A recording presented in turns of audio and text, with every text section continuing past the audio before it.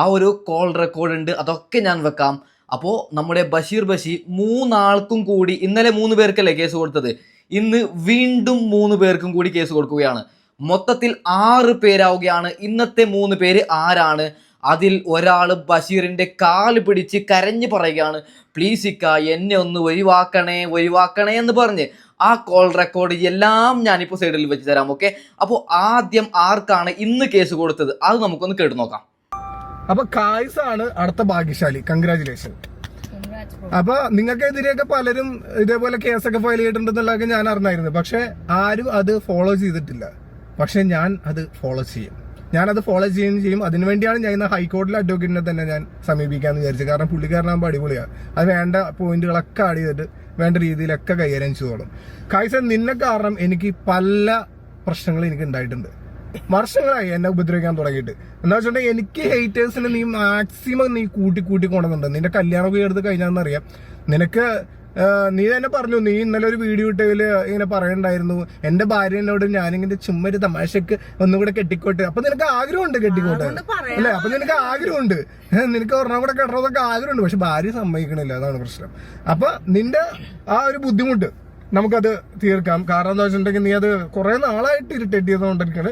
അപ്പൊ കായ്സ് അതൊന്ന് ഓപ്പൺ ചെയ്ത് കാണിച്ചു. പിന്നെ സുഹാന ഫ്രണ്ട് ഇരുന്നെന്നും പറഞ്ഞിട്ട് കുറെ എണ്ണങ്ങൾ വന്നു. അങ്ങനെയെങ്കിലും സുഹാന ഫ്രണ്ട് ഇരുന്നല്ല, സുഹാന ഫ്രണ്ട് ഇരുന്ന ഫയൽസ് ഒക്കെ ഒന്ന് ഓപ്പൺ ചെയ്ത് കാണിക്കാനോ ഇതിനൊക്കെ ഞാൻ തീരുമാനിക്കും. എന്റെ ഭാര്യമാര് ഫ്രണ്ട് ഇരിക്കണോ ബാക്കി ഇരിക്കണോ എന്നൊക്കെ. അത് നാട്ടുകാരും റിയാക്ഷൻ ചെയ്യണമാരും അല്ല തീരുമാനിക്കേണ്ടത്. പൊന്നാര ബഷീർക്ക പൊളിച്ചു. ആരാണ് കൈസ്? മരിച്ചുപോയ മയ്യത്തിനെ സ്ക്രീനിൽ വെച്ചുകൊണ്ട് ട്രോളിയവനാണ്. വ്ളോഗർ ജുനൈദ് മരിക്കുന്ന സമയത്ത് മരിച്ചതിന് ശേഷം അദ്ദേഹത്തിൻ്റെ മയ്യത്തിനെ സൈഡിൽ വെച്ച് ട്രോളിയതാണ്. ഇവൻ നല്ലവനല്ല, ഇവൻ അങ്ങനെ ചെയ്തവനാണെന്നൊക്കെ പറഞ്ഞ്. അപ്പോൾ ഇങ്ങനെ ഇഷ്ടം പോലെ കുടുംബം കലക്കിയവനാണ് കൈസ്. അപ്പോൾ അവനെതിരെ കേസ് കൊടുത്തത് നന്നായി ബഷീർക്ക, അതിന് നിങ്ങൾക്ക് ഞാൻ കൈയടിക്കുന്നു. ഓക്കെ, രണ്ടാമത്തെ കക്ഷി ആരാണെന്ന് ഞാൻ ഇപ്പോൾ സൈഡിൽ വെച്ച് തരാം. ഒരു കാര്യം പറയുകയാണ്, ഇതിലൊരുത്തൻ ബഷീറിന് കോൾ വിളിച്ച് കരഞ്ഞ് കാല് പിടിക്കുന്ന ഒരു വോയിസ് ക്ലിപ്പ് ഉണ്ട്, അതൊക്കെ ഞാൻ വെച്ച് തരാം. ഒന്ന് വെയിറ്റ് ചെയ്യൂ പൊന്നാര മക്കളെ. അപ്പോൾ രണ്ടാമത്തെ ആള് ആരെന്ന് നമുക്കൊന്ന് കേട്ട് നോക്കാം. നീ എന്താണ് ഈ കാണുന്നത്? നീ ഇടിക്കാൻ പോണ എന്റെ പൊന്നുമോനെ? നീ അതേ BB ഹൗസ് താമരച്ചാറ് കേൾക്കാൻ പോലെ. നിനക്ക് അങ്ങനെ എന്തെങ്കിലും ഉണ്ടെങ്കിൽ നീ ഇങ്ങോട്ട് പോവാ. നീ ആണുങ്ങളെ പോലെ അല്ലെങ്കിൽ കുറെ ആൾക്കാരെ വിളിച്ചുകൂട്ടി കമന്റ് ബോക്സിൽ കമന്റ് വിട്ടിട്ടല്ല നീ ഇടിക്കാൻ പോണ അതിന്റെ കൈയൊക്കെ കാണിക്കാൻ. എന്റെ പൊന്നുമോനെ നീ എന്നാ ആയിട്ടില്ല ടൈനൊന്നും, നീ എന്നാ ആയിട്ടില്ല, നീ വളരാനുണ്ട് കുറെ.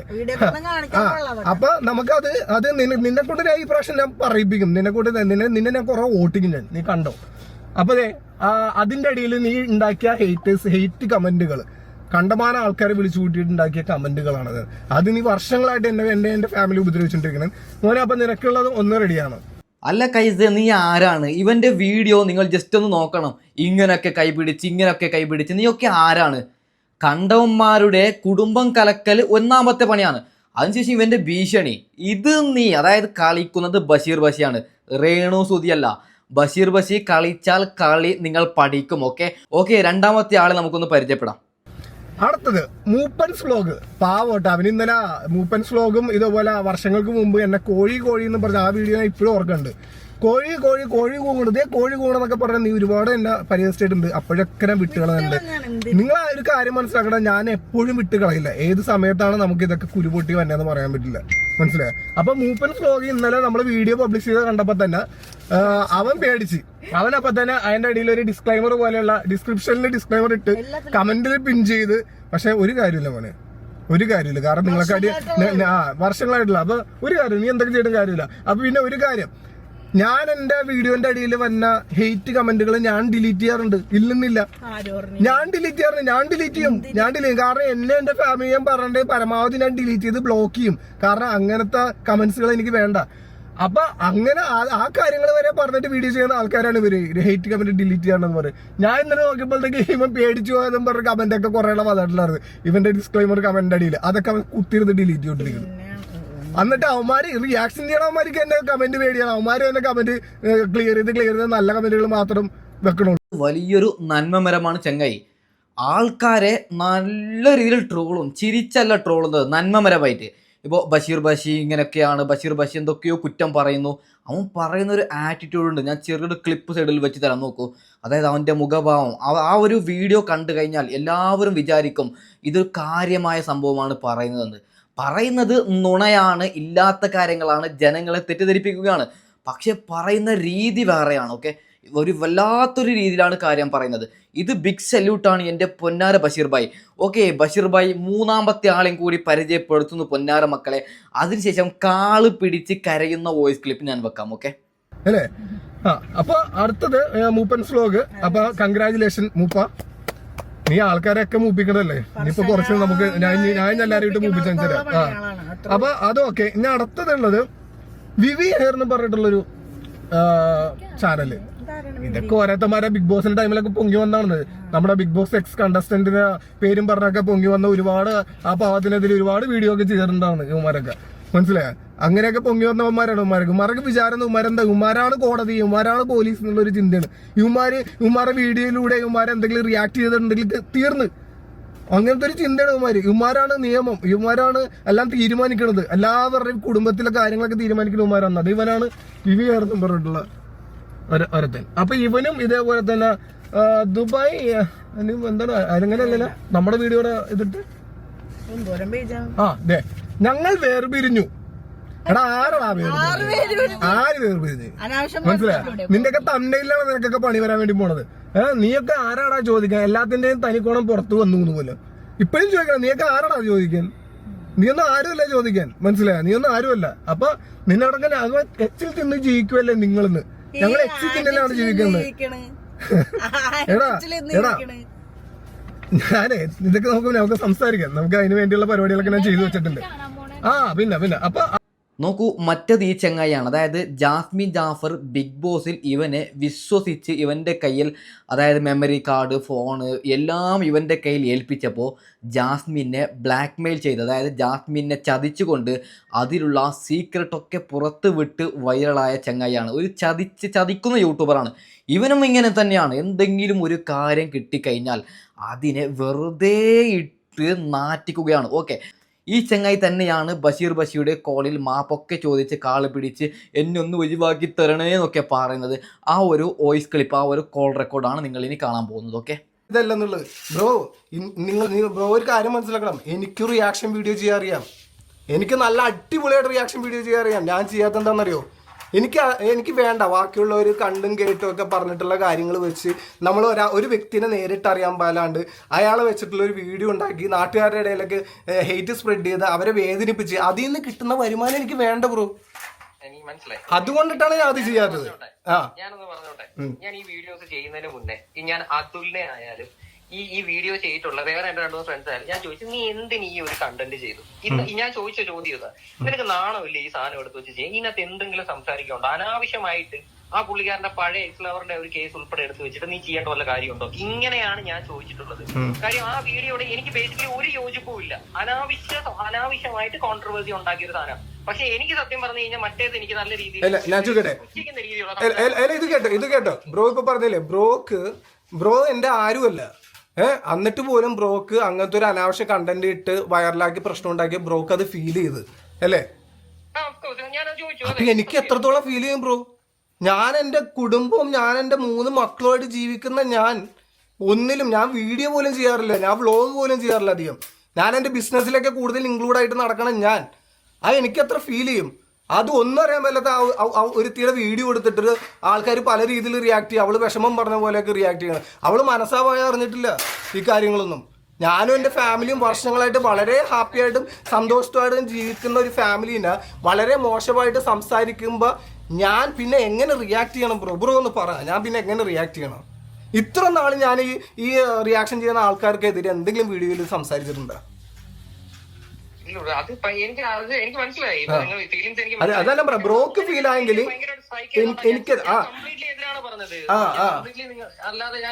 അല്ല ഞാൻ പറഞ്ഞില്ലേ ബ്രോ തന്നെ പറഞ്ഞു.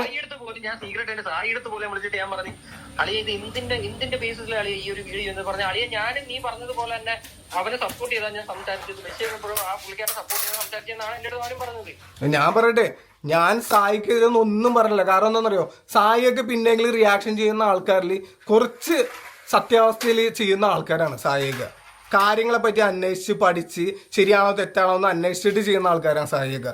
ഞാൻ സായിക്കുന്നു എതിരെ ഇന്ന് വരെ സംസാരിച്ചിട്ടില്ല. പക്ഷേ കായ്സ്, ഈ പറയുന്ന അതിൽ വ്ലോഗ്, ഈ ഷെഫീൻ ഹബീബി, പിന്നെ ബ്രോന്റെ നോക്കുമ്പോൾ ബ്രോന്റെ തന്നേലിൽ തന്നെ കാണുന്നത് ഈ ഒരു സംഭവം അവർ പിരിഞ്ഞു. അപ്പൊ ബ്രോന് ഇപ്പൊ പറഞ്ഞു അത് ക്ലിക്ക് ബൈറ്റിന് വേണ്ടിയാ ബ്രോ. അങ്ങനെ അപ്പൊ ഇത് ബ്രോന്റെ ആ തന്നേല് മാത്രം കണ്ടിട്ട് പോണ എത്ര ലക്ഷക്കണക്കിന് ആൾക്കാരുണ്ടാവും അറിയോ വീഡിയോ കാണാണ്ട്. അതൊക്കെയാണ് ബ്രോ എന്റെ വിഷമം, അതൊക്കെയാണ് എന്റെ പ്രശ്നം. ഞാൻ ബ്രോക്ക് അറിയോ, ബ്രോക്ക് അറിയോ, ഞാന് ഇന്ന് പറഞ്ഞൊരു സാധനം എല്ലായിടത്തും ഇങ്ങനെ കിടന്ന് ഓടുന്നതിന്റെ പേരിൽ വെച്ചത് ഞാൻ ബുദ്ധിമുട്ടായിട്ടുണ്ടെങ്കിൽ ഞാൻ അത് മാറ്റാം. ആ ബ്രോ ഇത് തന്നെ സംഭവം. അതാ ഞാൻ പറയാം. അല്ലെ ബ്രോ ഇപ്പൊ പറഞ്ഞു ബുദ്ധിമുട്ടായിട്ടുണ്ടെങ്കിൽ അത് മാറ്റാന്ന്. പക്ഷെ നമ്മളിത് സംസാരിച്ചപ്പോഴാണ് ബ്രോ അത് റിയലൈസ് ചെയ്യണത്. മനസ്സിലായി? അതിനു മുമ്പ് ബ്രോ അത് വ്യൂവേഴ്സിന് വേണ്ടി യൂസ് ചെയ്ത്. അതൊക്കെയാണ് പ്രശ്നം. അപ്പൊ ഞാൻ ഇന്ന് ബ്രോക്കെതിരെയും കംപ്ലൈന്റ് കൊടുത്തിട്ട് വന്ന വഴിയാ. ഞാനിപ്പോ ഈ അഡ്വക്കേറ്റിനെ വിളിച്ച് പറയണം ആ വിവി ഹെയർ എന്നുള്ള കംപ്ലൈന്റ് അത് മാറ്റണം, അത് വേണ്ട കൊടുക്കണ്ട എന്ന് ഞാനിപ്പോ അത് വിളിച്ച് പറഞ്ഞ് ക്ലിയർ ചെയ്യണം.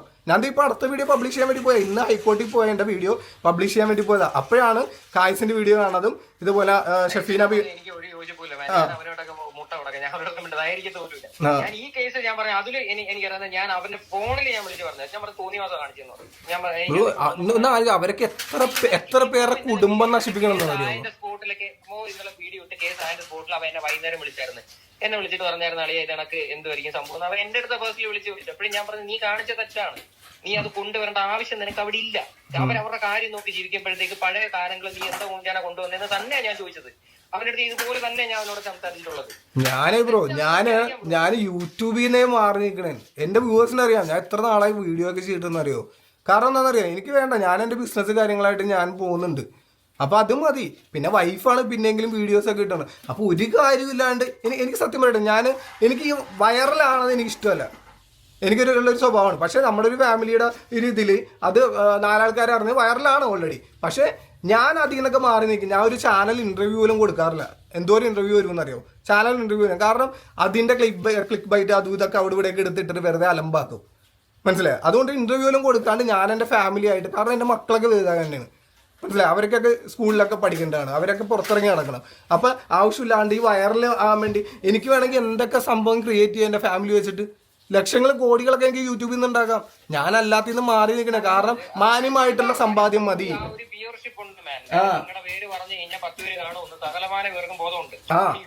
അപ്പൊ അതുകൊണ്ടിട്ടാണ് ഇവന്മാരൊക്കെ എടുത്ത് ഇങ്ങനെ ഓരോന്ന് കാര്യങ്ങൾ ഇങ്ങനെ ചെയ്തോണ്ടിരിക്കണത്. മനസ്സിലായി? അപ്പൊ ബ്രോന്റെ വീഡിയോയിൽ ഞാൻ പറഞ്ഞില്ലേ, ബ്രോന്റെ തമ്മിൽ എനിക്ക് ഇഷ്ടപ്പെട്ടില്ല. അതുകൊണ്ടിട്ടാ ബ്രോന്റെ പേര് അവിടെ പറഞ്ഞത്. മനസ്സിലായി? അല്ല ബ്രോക്ക് അത് കാര്യം പറഞ്ഞപ്പോ മനസ്സിലായി. ബ്രോ ആ വീഡിയോയിലൂടെ പറഞ്ഞപ്പോഴും എനിക്ക് മനസ്സിലായി. ബ്രോന്റെ ഇപ്പൊ ഇന്നത്തെ വീഡിയോ കണ്ടപ്പോഴും എനിക്ക് മനസ്സിലായി. അതുകൊണ്ടാണ് ബ്രോ അങ്ങനെ പറഞ്ഞപ്പോ തന്നെ ഞാൻ കമന്റ് ഇട്ട് ആ നമ്പർ ബ്രോ എന്നും പറഞ്ഞു. അപ്പൊ പിന്നെ നോക്കുമ്പോ കമന്റ് കാണല്ല.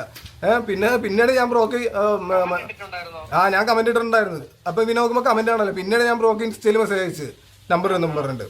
മനസ്സിലായി? അപ്പൊ ഇതാണ് സംഭവം ബ്രോ.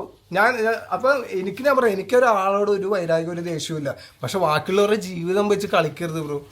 ബാക്കിയുള്ളവർക്ക് ജീവിക്കണ്ടേ ബ്രോ? ഒന്ന് ആലോചിച്ച് നോക്കിയേ. എനിക്ക് ഇതില് ഭയങ്കര മെന്റലി ഭയങ്കര ഇതായിട്ട് ഞാൻ വല്ല സൂയിസൈഡ് ചെയ്ത് കഴിഞ്ഞിട്ടുണ്ടെങ്കിൽ എന്റെ കുടുംബം ആര് നോക്കും ബ്രോ? ഇതിന്റെയൊക്കെ പ്രാക്കൊക്കെ നിങ്ങൾ എവിടെ കൊണ്ട് വെച്ച് തീർക്കും ബ്രോ?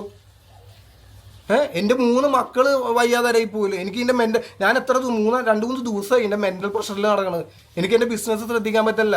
എന്താ വെച്ചിട്ടുണ്ടെങ്കിൽ നമുക്ക് ആളുകളുടെ മുമ്പിൽ നമ്മളൊരു പരിഹാസമായിട്ടുള്ള ഒരു കോമാഡി കഥാപാത്രമായി പോവും ഇങ്ങനെ റിയാക്ഷൻ വീഡിയോയിൽ ഇറക്കുമ്പോൾ.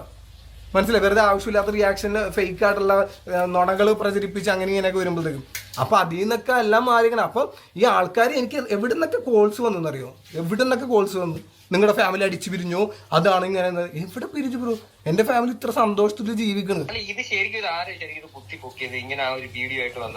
ബ്രോ. ഇത് വെറുതെ ഉണ്ടാക്കിയ ഒരു വീഡിയോ ആണ്.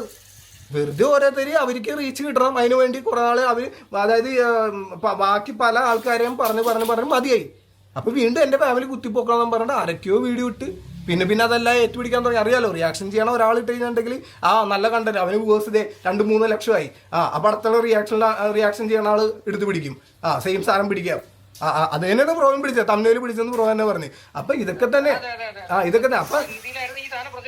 അപ്പൊ ഒരാളും നല്ലൊരു സംഭവം നല്ല രീതിയിലല്ല ഈ റിയാക്ഷൻ ചെയ്യുന്ന ആൾക്കാരുടെ ഉദ്ദേശം എന്ന് പറഞ്ഞാൽ നല്ല ഉദ്ദേശമല്ല.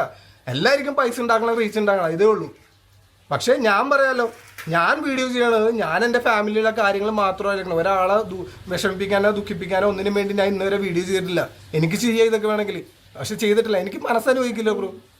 എനിക്ക് ആ പൈസ വേണ്ട, അതൊന്നും എനിക്ക് നമുക്ക് ഗതി പിടിക്കില്ല. പക്ഷെ ഞാൻ ഒരു കാര്യം പറയാം, ബ്രോക്കെതിരെയും ഞാനിപ്പോൾ കേസ് ഫയൽ ചെയ്തിട്ടുണ്ട്. പക്ഷെ ഞാനത് അഡ്വക്കേറ്റിനെ വിളിച്ചു പറഞ്ഞിട്ട് അത് മാറ്റിക്കും. മനസ്സിലായി? എന്താ വെച്ചിട്ടുണ്ടെങ്കിൽ ബ്രോ അത് സംസാരിക്കാനുള്ള മനസ്സെങ്കിലും കാണിച്ചു. പക്ഷെ എനിക്ക് ഓർമ്മയില്ല ബ്രോ ഏത് വിഷയം ബ്രോ ഇപ്പൊ കോൺഫറൻസ് ഇട്ട് ഷബീന ബിയുടെ ചാനൽ ഞാൻ അടിച്ചു കളഞ്ഞത് ആഴ്ച ടെർമിനേറ്റ് ചെയ്തോളഞ്ഞേ. ആണോ? അപ്പൊ അന്ന് ഞാൻ അത് ആ ഒരു കാര്യമായിട്ട് ബ്രോയുടെ ഭാഗത്ത് നിന്ന് സ്ട്രൈക്ക് അടിക്കണം പറഞ്ഞ് വിളിച്ച് ഓർക്കുന്നോ? നമ്മൾ കോൺഫറൻസ് ഇട്ട് സംസാരിച്ചിട്ടുണ്ട്, ഞാൻ കാദർ കരിപ്പൊടി ബ്രോ. ഓക്കെ ഞാനറിയാം. പക്ഷെ എനിക്ക് ആളെ കത്തിയിട്ടില്ല, ആരാണെന്നുള്ളത് കത്തിയിട്ടുണ്ടായിരുന്നില്ല.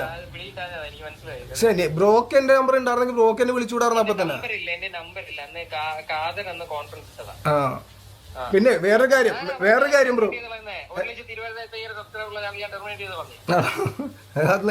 അല്ല വേറൊരു കാര്യം ബ്രോ, ഞാൻ ബ്രോന്റെ അടുത്ത് എനിക്ക് ബ്രോ അറിയിപ്പിക്കാണ്ട് ഒന്നും ചെയ്യണം എനിക്ക് ശരിയല്ല.